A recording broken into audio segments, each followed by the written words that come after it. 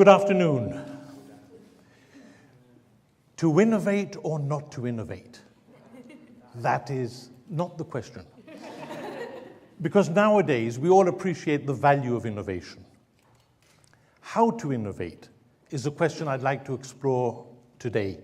How to embed innovation in the DNA of any organization. Now, organizations, of course, differ tremendously from one another, but the things that drive innovation are in fact quite similar. Here's the art of innovation model visualized by a triangle, a square, and a pentagon. The triangle represents the sources of creativity, the elements required for any purposeful creative act. Talent, energy, and method. Talent. I'm not talking here about somebody with an exceptional gift in a specific area. This is not about Newton and Mozart, it's about you and me. Creative talent is the set of skills by which we imagine new things and make them happen. We all have these skills, we can all improve and develop them. Energy. I'm not using the word in the Einsteinian sense. Energy is simply the personal resources we devote to an issue. Determination and time. Energy is very personal. It comes from within. At the same time, energy is very social. It's fueled by other people around us. Method. Method is a formalized way by which we creatively confront challenges in stages: exploration, solution, implementation, and alternating between creative thinking and critical thinking. Method is what makes creativity efficient. So I invite those of you who have leadership roles in organizations to develop people's talent, mobilize their energy, teach and practice creative method. The square represents structure, the organized context in which innovation happens, with 4 cornerstones: individual, team, target, and system. Individual. All good ideas come from individuals, and we're all more creative when doing things we like. So let's connect people with their passion. Let's give them work they'll enjoy. Give them challenge.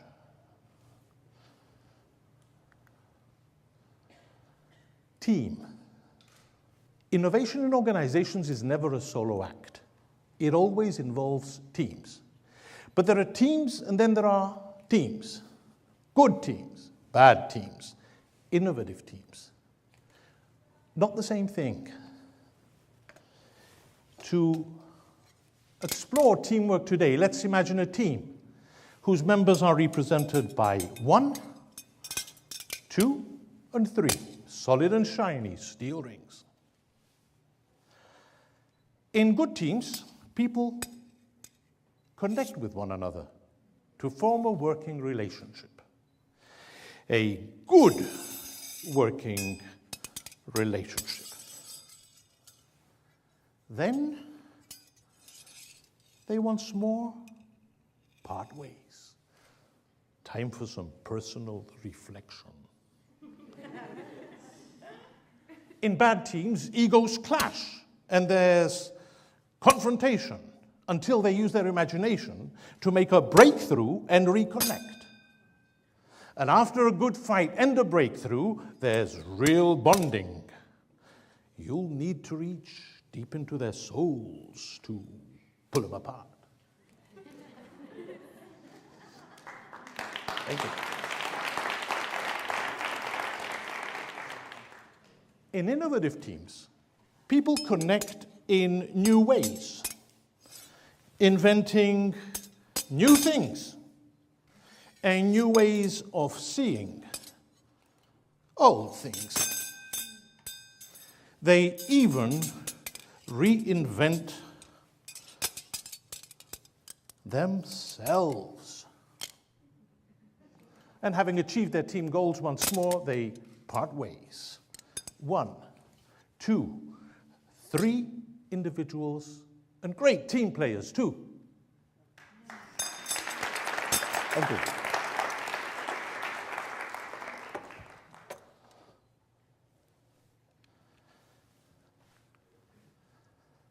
Target. Be prepared to answer the question, what is your innovation all about? Because there are different types of innovation. Innovation can be very radical or breakthrough when everything is new. New products, new processes, new markets. Landing man on the moon was radical innovation. In the private sector, radical innovation is what creates entirely new businesses, like, for example, PCs in the 80s or mobile telephones in the 90s. A second type of innovation is when a company redefines the way an existing business operates.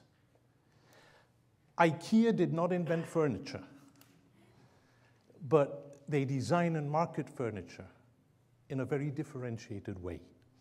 Grameen Bank did not invent banking, but through microcredit, they practice banking in a very unique way.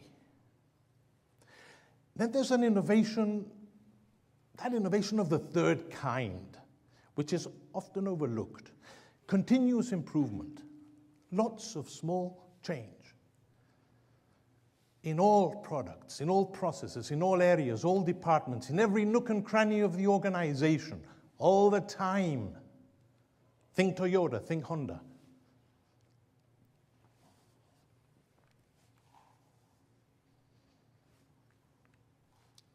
System. To deliver its innovation targets, an organization needs systems to collect, evaluate, and implement new ideas. Many different systems are possible: staff suggestion schemes, creative problem-solving groups, or simply giving people time to work on new ideas, solitary time or team time. The challenge here is for an organization to define the system that is most appropriate for itself. So, to establish a structure for innovation, offer people meaningful work, develop innovative teamwork, clearly define your innovation targets, and implement systems to achieve those targets. The Pentagon represents culture, the behaviors, norms, and values in which innovation thrives. And the 5 drivers of innovation culture are ideas, freedom, engagement, humor, and risk. Ideas. Imagine you're looking around in your own organization. How many serial idea killers do you see? You can see them, right? Here's a more difficult question. Look inside yourself. Is there a little idea killer lurking somewhere inside? What are you doing about them? In creative companies, we love ideas. Freedom. It is possible to be creative in very restrictive, even repressive conditions. But in general, innovation thrives where there's more, not less freedom. So, in innovative companies, you have a minimalist rule book. You have open and empowering jobs. You have open and free debates. You can even disagree with your boss.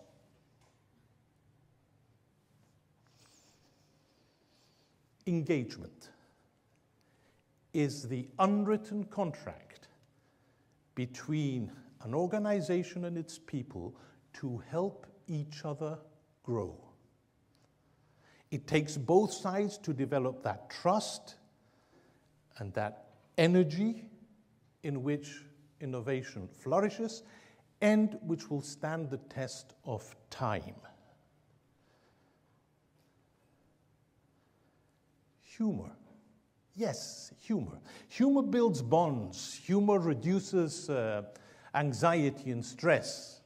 Like, for example, you know it's going to be a bad day when your partner wakes you up and says, "Good morning, Chris," but your name is Pat.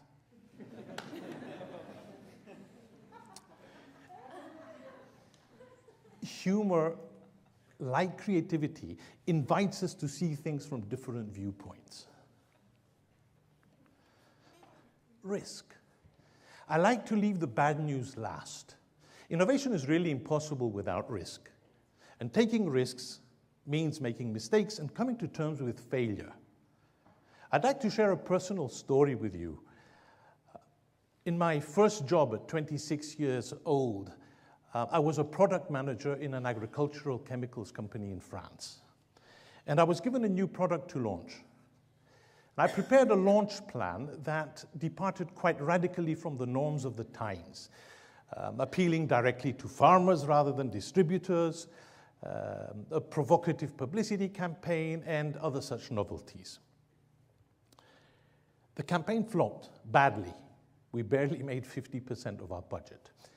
And at the end of the season, I gathered a rather demoralized product team to explain our disaster to the CEO. A few minutes into my presentation, the CEO said, "Dimis, we screwed up.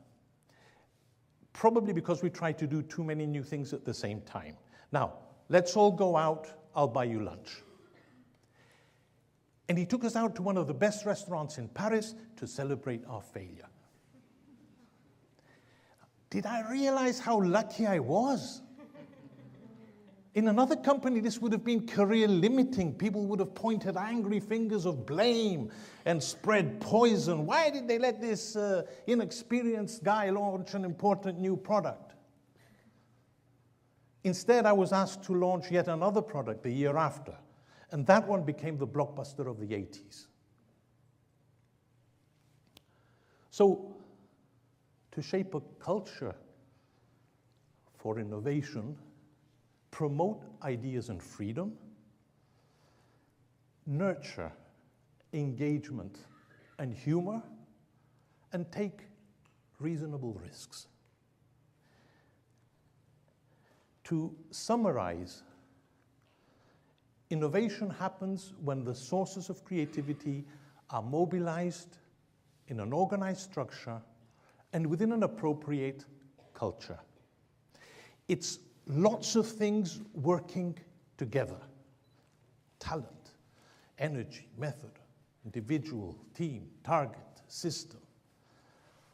Ideas, freedom, engagement, humor, risk. It is the skillful synthesis of all of these 12 innovation drivers that makes the ultimate masterpiece, the perpetually innovative organization. That's the art of innovation. That's the theory. In our lives, there's theory and there's practice. There's thinking and there's action. Thinking is cerebral. It happens in the mind. Thinking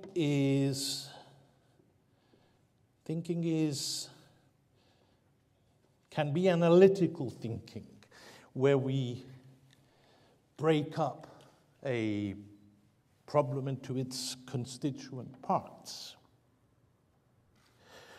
Or it can be synthesis,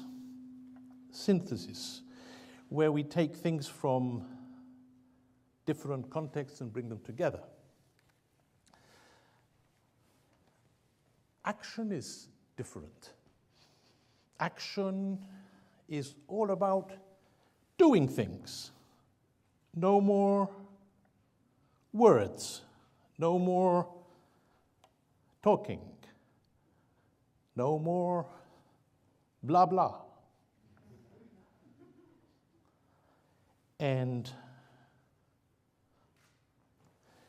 right between theory and action, there's a very exciting moment of truth. Will it work? Won't it work? The idea here is for me to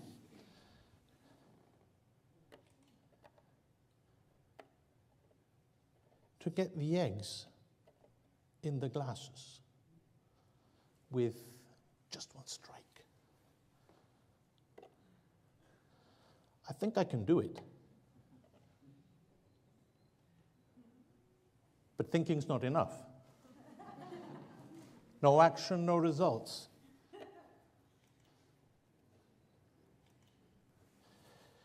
So I'll do it.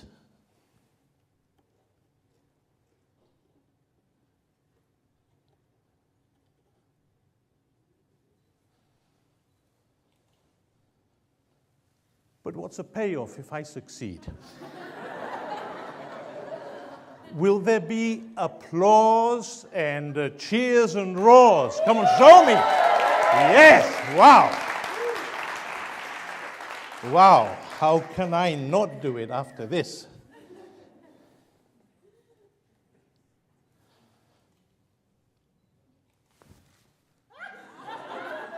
But what if I fail? There's risk involved here. There's risk involved here. There will be egg on my face. There will be water all over. Will you remember my talk on innovation? No. The sadists among you will go home and will say there was this guy. He tried to get some eggs into the glasses, but he screwed up. No, no. The road to success is fraught with failure. Failure is good for innovation. So if I miss a few of the eggs, please applaud, cheer, and roar as loud as you can. Let me hear you, please. Yes!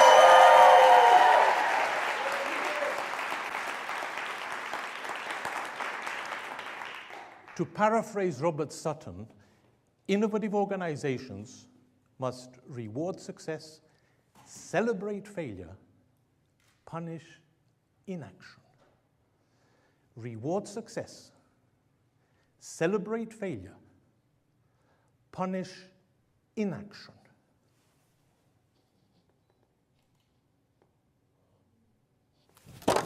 Yes!